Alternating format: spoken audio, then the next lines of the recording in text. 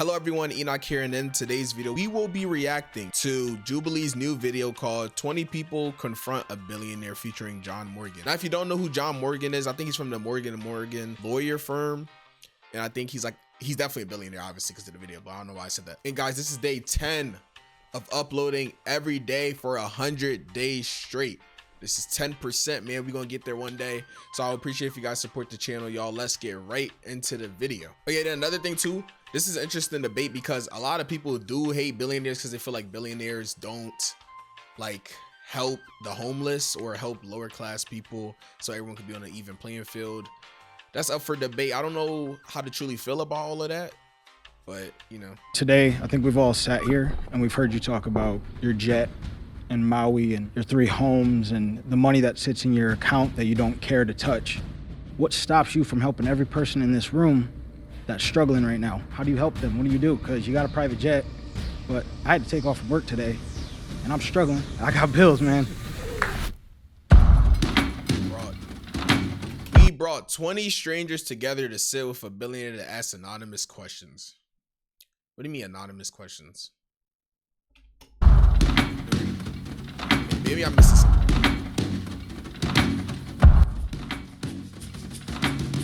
I'm John Morgan, the founder of Morgan & Morgan, America's largest injury law firm. And according to Forbes, I'm a billionaire. Ask me Bro, talking about some according to Forbes. He know damn well he a billionaire, bro. anything. My first question is, how much are you currently worth and how did you amass that amount of money? I'm a lawyer. I went to law school and became a lawyer, but I'm also a serial entrepreneur. I built and operate a chain of attractions across America. I have Marriott hotels across America. I build shopping centers. The big part of my wealth has been generated by my law firm, Morgan & Morgan. Well, I don't know exactly how much I'm worth. I used to tell my kids when they were little, when their friends would ask them, are we rich or not? I said, the answer is this: we're comfortable. What do you mean comfortable? Like, you definitely have way more than just being comfortable. You live a luxury That's definitely life. true. Do you call being worth $1 billion comfortable? Very. And, but you don't feel like it because you don't spend it. When you grow up a certain way, it's not like it's changed much in my life. I'm in the same house. I don't spend the money you would think I'd spend. It's odd because you have all this money in the bank, but it doesn't really change what you do day to day. My question for you is, what stops you from using your wealth to change somebody's life? Nothing. Listen, I live 3 places. I live in Florida, I live in Maui, Hawaii, and I live in New Hampshire. But I've taken my wealth and done certain things, like in Florida where I live. Oh, do they mean he's not allowed to look at them or something? Is that what they mean by anonymous? All right. I ran a constitutional amendment twice to legalize medical marijuana. I lost the first time, but I won the second time with 72% of the vote. I believe that income inequality is the #1 issue facing America today. The rich are getting richer, the poor are getting poorer. And every day the gulf is getting wider. So what did I do? That girl's definitely pissed over there. You saw that face? She want to say something so bad. I don't blame her. In a constitutional amendment, I spent tens of millions of dollars to raise the minimum wage from $8 an hour to $15 an hour in Florida. That's a doubling of the minimum wage. So I take that money that I make and I've run those constitutional amendments and I've put money into food banks and coalition for the homeless, and it goes on and on. And I will tell you this, not to pat me on the back too much about it because I don't really feel it. I don't really feel it. I was at lunch the other day and this woman walks up to me, she says, John, I just want to thank you and your wife for the donation you made to iDignity. I didn't know what iDignity was. I said, how much do we give? She said, $500,000. It turns out that my wife had given the money. And by the way, if you want money, call my wife. And iDignity is a place for the poorest of the poor to get identification because more and more in this country, you need to have it. Bro did say 500K, nothing to him. Basically, that's what he's implying. And that's true, bro. It's like, well, you got that much money, bro. 500K probably doesn't even put like any dent whatsoever in his bank account, bro. Identification just to get food stamps. I believe when you make this kind of money, you have an obligation to give it back. You don't feel it. It doesn't hurt you. You know, you can look at me and know I'm not missing too many meals. So I don't feel like I'm doing anything special. I feel like I'm doing what I'm supposed to do. So I'm gonna try to rephrase it. What stops you from getting out that car at the moment where you and your son, and you seen the homeless person? What stopped you from changing that person's life? Well, I do get out of the car from sometimes. When I pull up to a stoplight and there's somebody out there begging for food, even if they look like they've been eating donuts for the last 10 years, I give them money because I'm not going to judge them. I look at them this way. They're out there on the street in the heat. I don't know what they're doing out there, but you know what? It's not my job to judge. I feel like a lot of billionaires, they say the same thing. They say they do donate and they do give to people. You give to organizations and large conglomerates that take your money and they break it up and they throw it around. If you're not handing something down to help somebody who really needs it. So what are you saying? The people that are in organizations don't need it? I feel like there's some nuance to that. I know that some billionaires, they do philanthropy because just to like get a tax write-off or just to get PR reputation, like a good PR. But I feel like you can't really judge somebody for not going to every single person they see on the street and giving them money, because that takes a lot of time out of your day. And the average person could do the same thing, but I know obviously they can't do that, but they don't have a lot of money. But I feel like having that feeling obligated, like you want to help people for the kindness of your heart. You don't want to be someone that's just feel like you're forced to just help every single person you see, man. I can understand You're both in the law sides. field, and that's how you've amassed your network and everything that you've earned. If you had to start over in a different industry, what would you be in order to become a billionaire again? I don't even know how it happened in the first place. So it's like keep waiting to wake up, and it was all a dream. I was like, how did this happen? Listen, here's my problem. I suck in math and I suck in science, so there's not many jobs left for me after that. But my gut tells me I want to go to Wall Street and make deals like that. But what I would probably do is stay in the attraction business that I'm in. I love that business because there's no fighting. And I did it as a hobby. I've always thought what I could have done with my attraction and amusement business if I'd had it full time instead of, it was more like collecting stamps than anything, to tell you the truth. So you made some comments about liking capitalism and how much legislation you did for raising the minimum wage for $15 an hour here in Florida. Is there anyone at your law firm or your multiple businesses that you're paying less than $15 an hour now? No. And I wasn't paying less then, because I believe that a living wage is a civil right. I also believe that retaining employees with a living wage and bonuses, it's good for business. I believe by paying more to my employees, I keep them, attrition is lower, and believe it or not, although it sounds backwards, I believe by paying more, I make more because I keep people, and my people are really all I have. So in your opinion, why aren't other billionaires doing the same thing that you're doing? Well, I think some are and some aren't. A lot of people have to, like once I raised the minimum wage here in Florida, all of a sudden, out of the blue, Universal raised the minimum wage to $15 an hour. I kind of took credit for that. At a certain point, when wages start to rise, businesses have to respond, because if Universal's paying $15, then Disney's got to pay $15, because who cares if you're running Small World or Harry Potter? You're looking for a job. So you mentioned a little bit how you've put money into interesting. politics and things like that, and in the current political climate in the United States, our government's run by the billionaires, kind of for the billionaires. What do you think the moral role of a billionaire should be within the United States government? By and large, the opposite of what it is. These fat cats got so much money, but they want the tax laws to benefit them. Like these hedge fund people don't even pay taxes. And so the billionaires are not satisfied with what they have. They want more and more and more and more. And what my worry is, this income inequality, at some point there's a breaking point. At some point you can become Cuba. And what I would say to these billionaires, you're going to make this gulf so big and so vast just because you don't think it could ever happen in America. Just remember January 6th. Just remember them storming the Capitol. Those were the barbarians at the gate, and they were mad as hell. And you know what they're mad about? They were mad because they think they're going to fall further and further behind. They weren't mad, and they thought Donald Trump was the one that could do it for them. But that's why they stormed the Capitol. And when I saw it, I said, that could be our future if we let the haves and the have-nots get so. Do you guys think he's being genuine so far, bro? I don't know. It's like, I guess he could be, but I feel like at the same time, he's trying to keep his PR very high and good.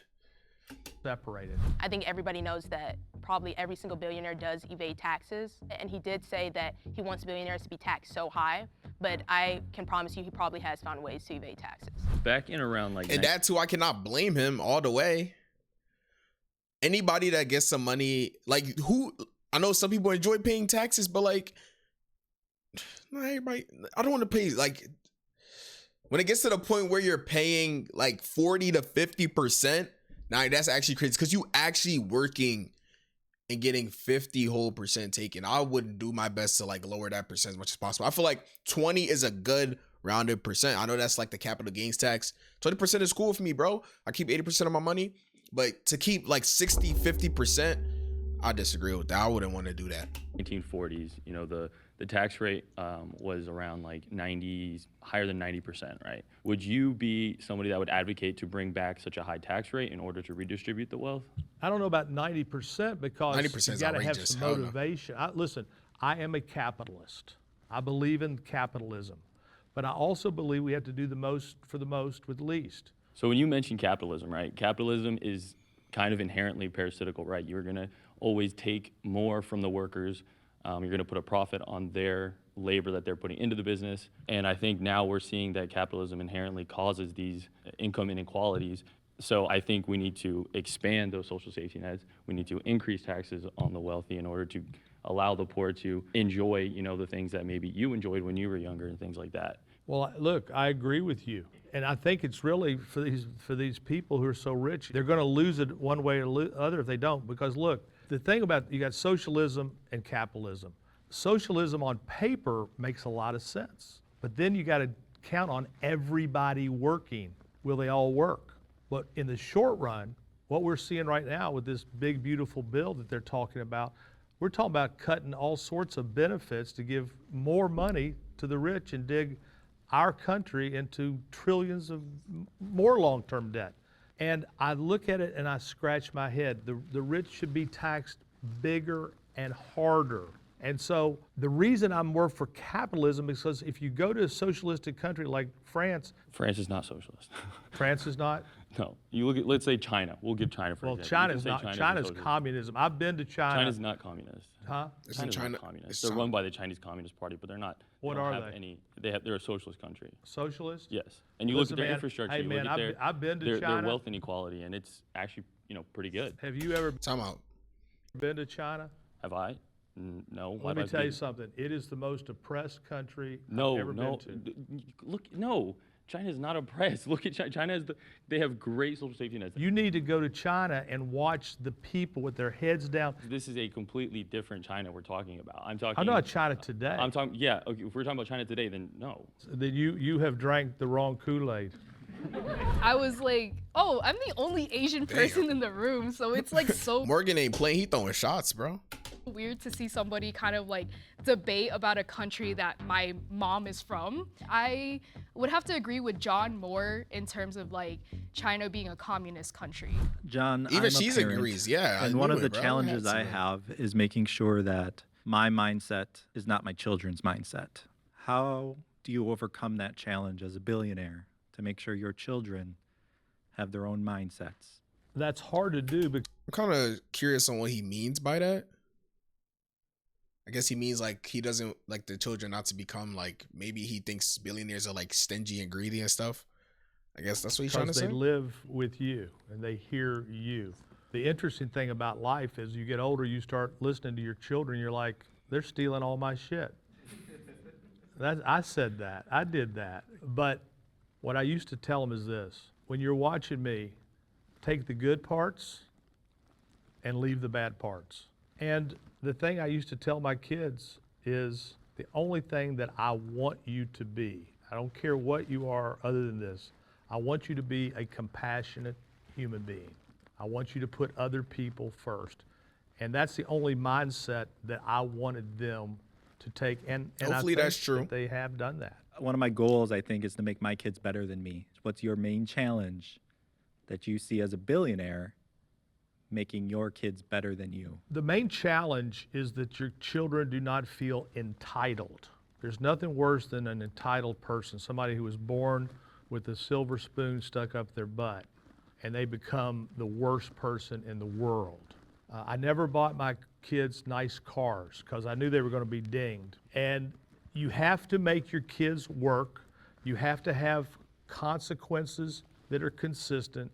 But the main thing you have to do, if I was giving advice as a parent, you got to spend a whole lot of time. It's all about the time. And remember this, your child is one friend away from total disaster. And when you see that And that's friend, true too. you got to separate that friend as hard as it is. So you just mentioned that when you have a child who is having a friend that you find them to be not good for them, essentially, that you have to do what you can to separate them. As a billionaire, what does that entail for you? Well, you can only do so much. I mean, I've only separated 2 friends in all the years. And one was a kid who used to come over and, you know, he just reeked of marijuana and he was stoned. And I just had a bad vibe. And I said, look, so-and-so, you can't go over there and he can't come over here. My son Matthew was enraged. You can't tell me who's going to be my friend. I said, I'm telling you, you can't go there and they can't come here. But you can't stop them at school. You can't stop them at a certain point. Later in life, I was justified. Yeah, you gotta make sure your children, you can only do so much, but that's why I be agreeing when people be like, oh, where was this person's parents when a person ends up being a really bad person? It's like, you can't, there's so much you can do. Like, the child is going to think for themselves eventually, and that's on them. Because that kid that I was worried about ended up in prison. I'm someone who works with youth in Orlando. I spend every moment of my days to coach and develop the youth in Orlando. And I work with at-risk youth. And one of the biggest things that I have seen in Orlando is that since medical marijuana was passed as a bill in Florida, marijuana use has become normalized among the youth and those that are underaged. One of the things that you mentioned earlier is that you didn't allow your son to be friends with someone who smoked pot because he smelled loud and he smoked weed. So why would you advocate for a bill like that to be passed when you kicked someone out of your family circle who was smoking weed themselves? Great question. When my brother was paralyzed, they had him on Percocet, Xanax, and everything else. The only thing that gave him relief, immediate relief, was marijuana. Listen, I believe that marijuana use at an early age fries the mind. I drug tested my children a lot. And my son Matthew failed that drug test a lot. But here's the difference. Would I rather have my brother taking marijuana gummy or opioids, fentanyl? It's a no-brainer. So I don't think marijuana use is on the rise. Let me tell you something. If you want marijuana today, go to any middle school in America. Yep. And we'll have a nickel bag real fast. Yeah. Yeah. So do you feel that... Is he trying to say that people be having marijuana at school? That ain't crazy to say, man, especially in high school. Especially in high school. There's an ethical gray area when it comes to use of marijuana or other drugs in the youth or in adults in our country. And do you think that that leads to potentially a ethical gray area for you as a billionaire as it relates to other things in your life? Medical marijuana, no way. Because listen, where I think the unethical conduct is coming from is from the pharmaceutical industry. Marijuana is a plant that was put into earth by God or by nature, and it works. I don't know how it works. I don't know how aloe works, but when you rub aloe on sunscreen, it goes away. So I feel very good morally, ethically, every single way about what I did with medical marijuana. And here's the proof in the pudding. 1 million people in Florida have a card, and guess who uses it mostly? People 65 and older. Go to the marijuana stores, look at the marijuana stores, look who's going in. It ain't kids, it's me. Yeah, so I'm still really confused about the marijuana thing. I feel like with a lot of billionaires, they do want to care for people, but they really don't want them around them.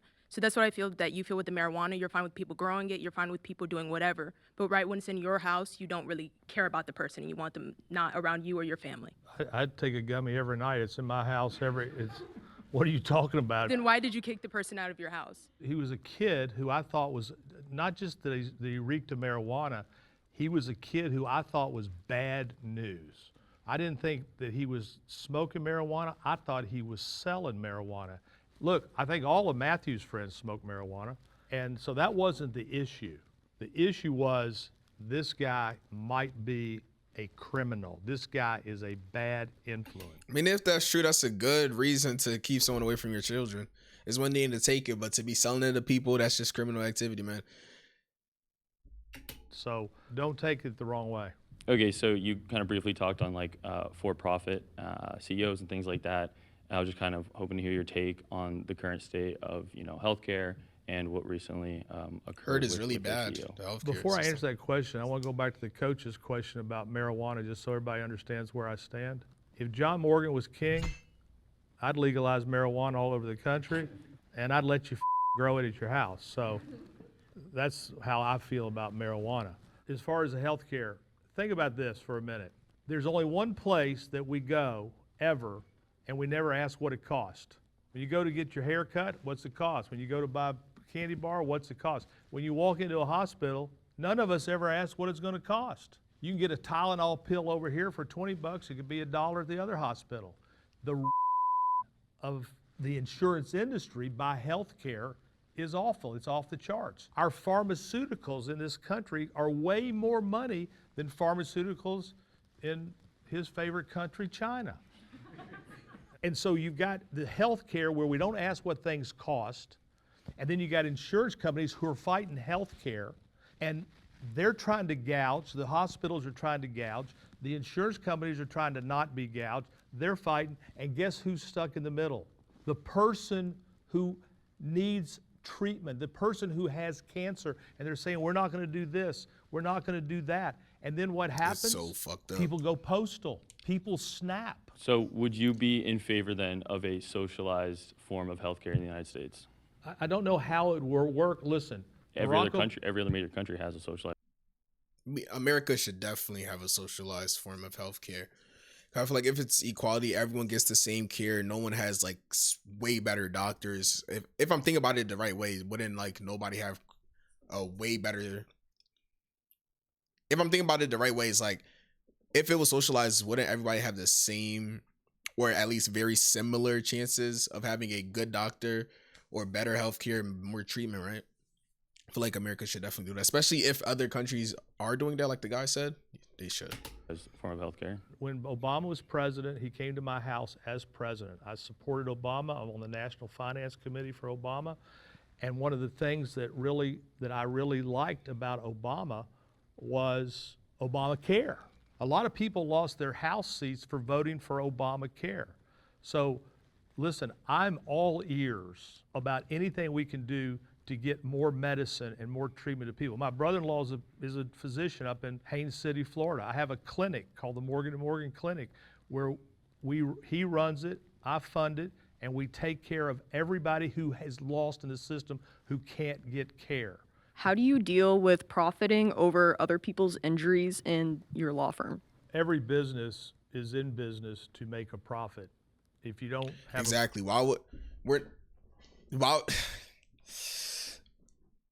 The thing about those type of things, people have to understand, a business benefits from other people losing for the most part. Most businesses are like that, not all of them.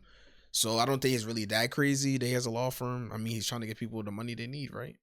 I mean, he's not necessarily hoping people get injured, but that's what his business runs off. Profit, you don't have a business.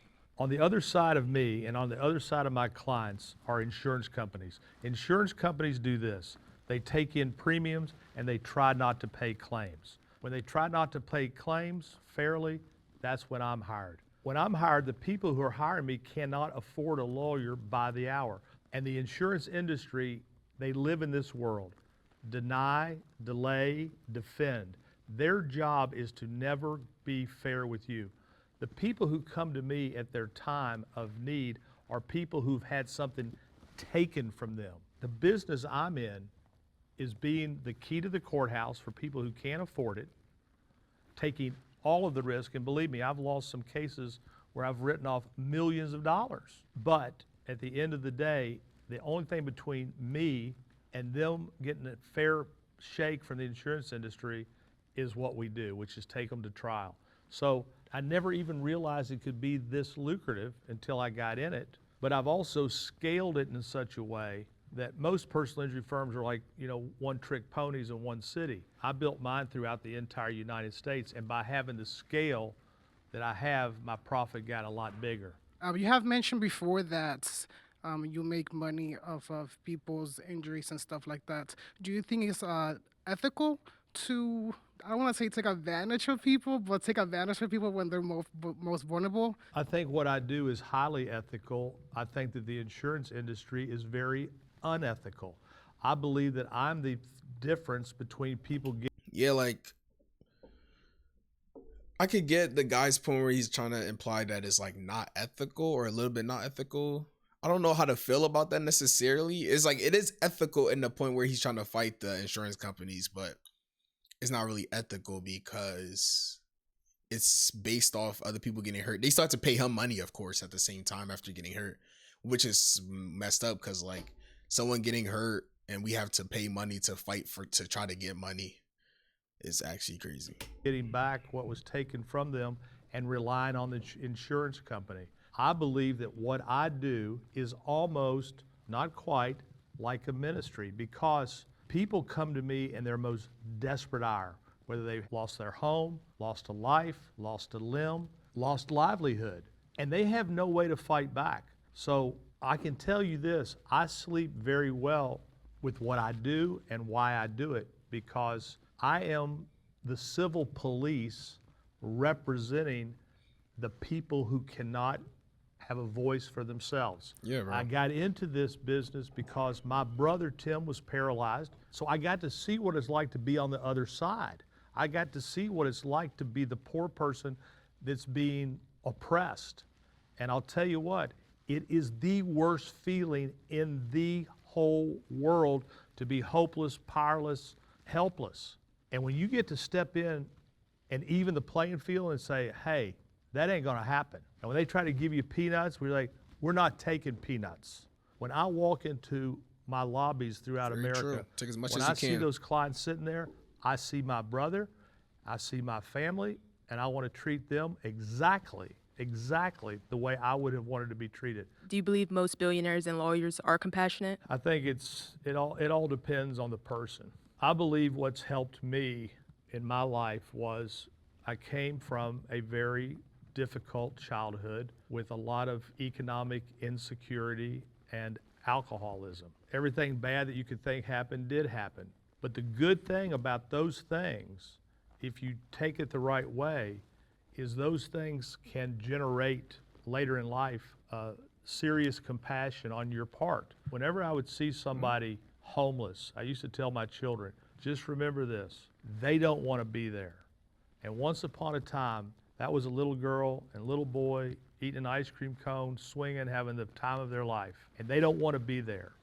And don't judge them. I always be thinking about that too. It's like, with people being homeless and stuff like that, everybody, like even not just with being homeless and things of that nature, like when people see a poor person, bro, everybody had a dream of being successful one day, or at least most people. So it can happen to anybody, bro. Not everybody can succeed the way they expect it to, bro.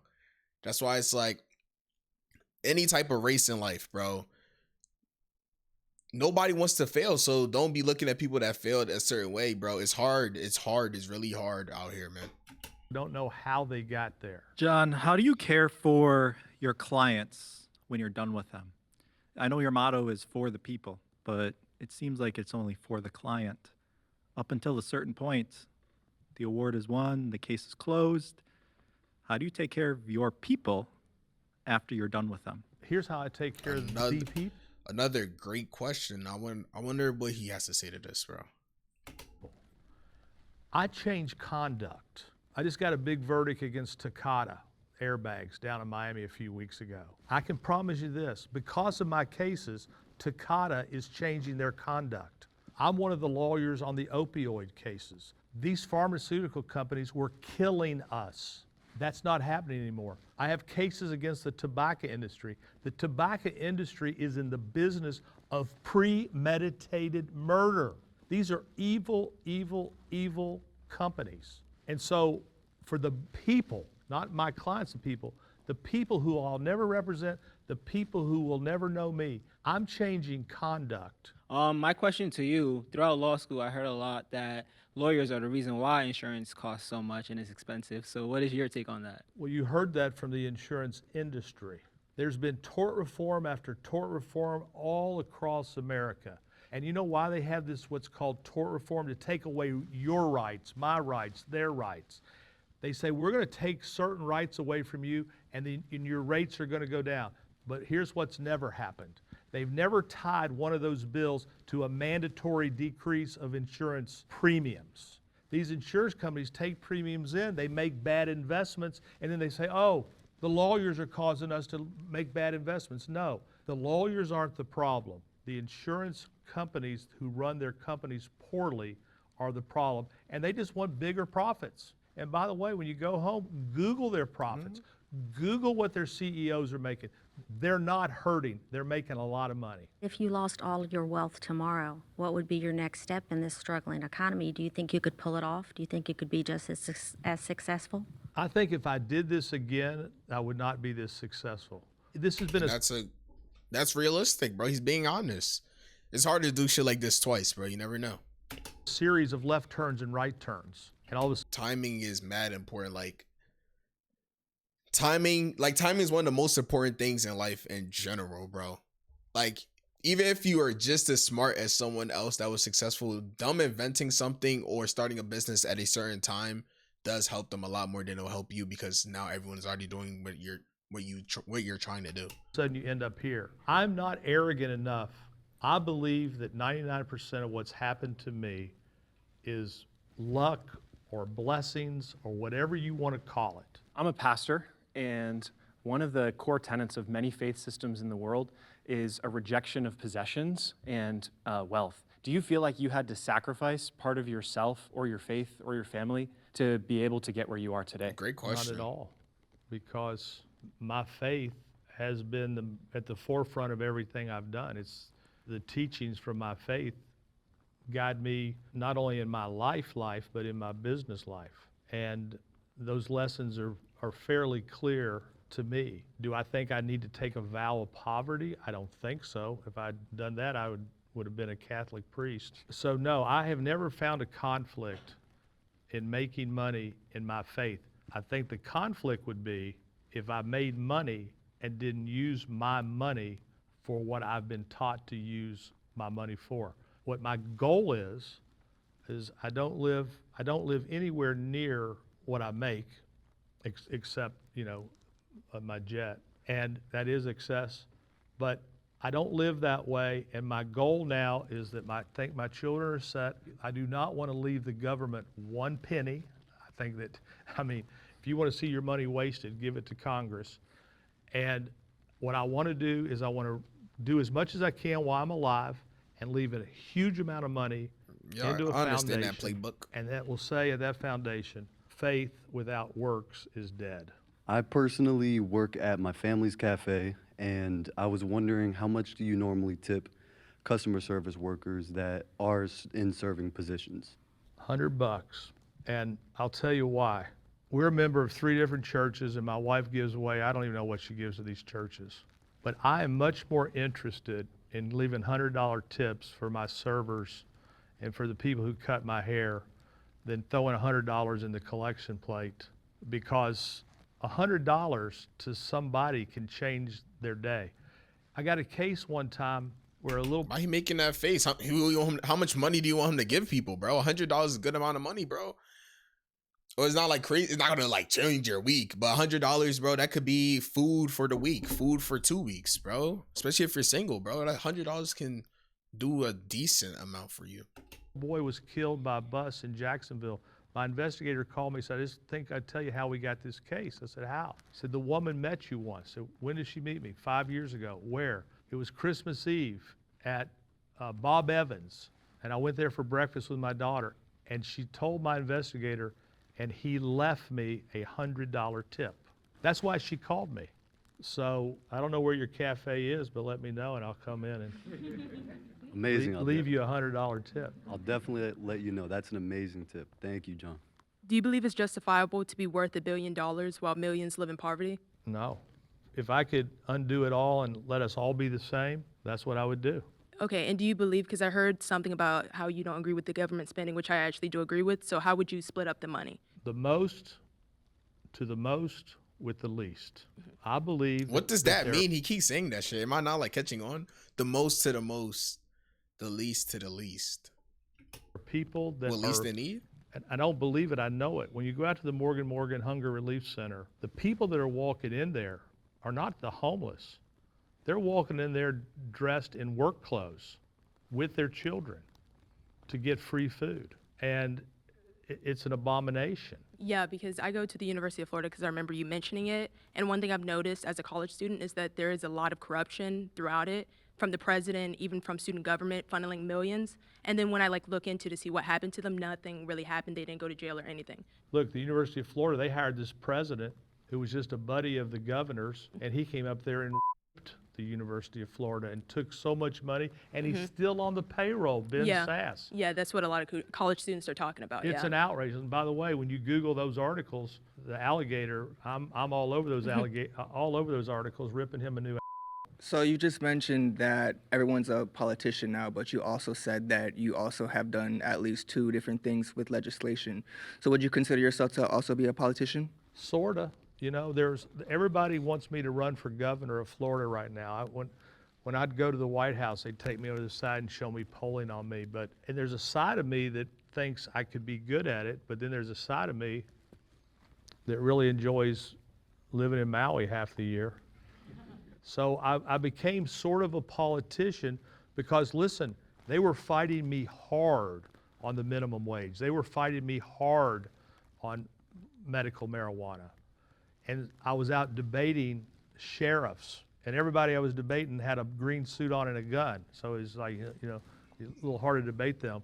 So I was sort of a politician because I was in the political realm, and that's why all this talk about me, about people wanting me to run for governor is percolating.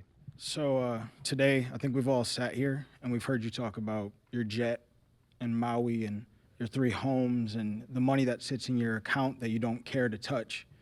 I think we all have experienced at some point in time that moment that you talked about as a kid, sitting there hoping and praying that somebody would help you. So I guess my question that you didn't really answer, you just told me how much you have. What stops you from helping every person in this room that's struggling right now, that can't pay a bill, had to miss out on work? How do you help them? What do you do? Because you got a private jet, but I had to take off from work today, and I'm struggling. I got bills, man. And I'm not begging for money, but I'm saying, what stops you from being able to go and help us and change our lives? That'd be a dude, bro. Because let me give you 100 while we're here.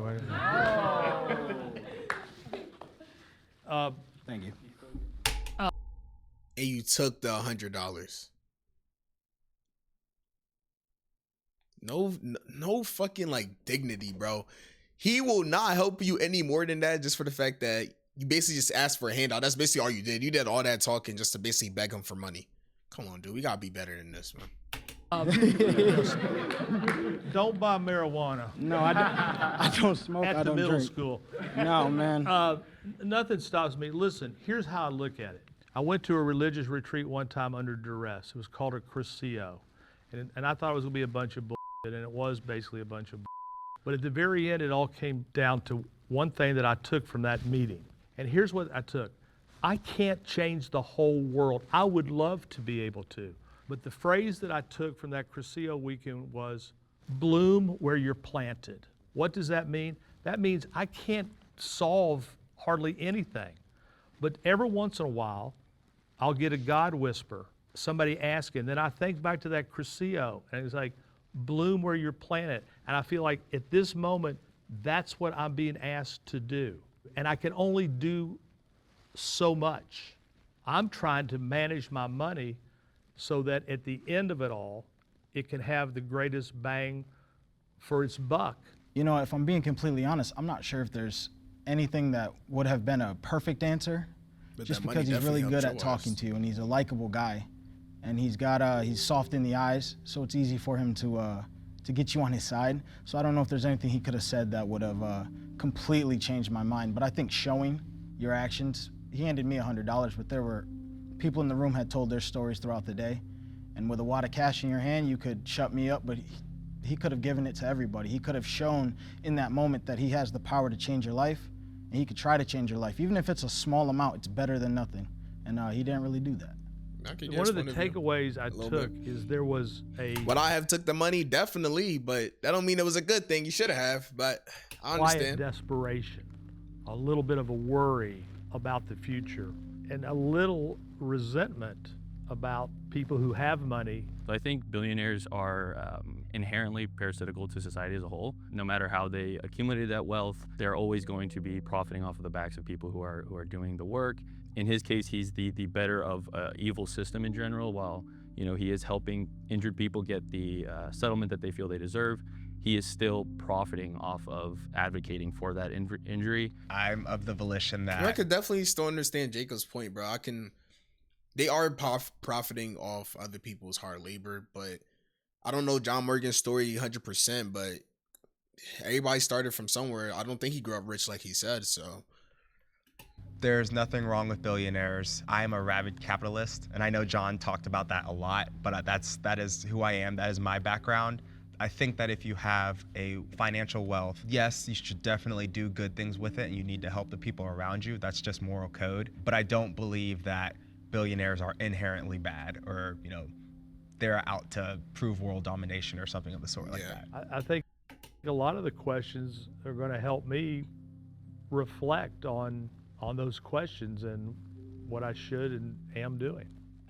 Yeah, I feel like all of these questions were actually, like most of them, like 90%, at least 90% of them, were actually productive questions, and this was actually a good conversation as well, bro. What are y'all personal thoughts on like billionaires? Do y'all think they're inherently evil? I feel like it depends on the person, not really just because they're a billionaire. And then another thing too, like, do you guys agree with capitalism, socialism, communism, all that type of things, y'all? But I hope you guys enjoyed this video. Please like, subscribe, and comment for more videos from me. It's Enoch out. See you on the next one. Peace out.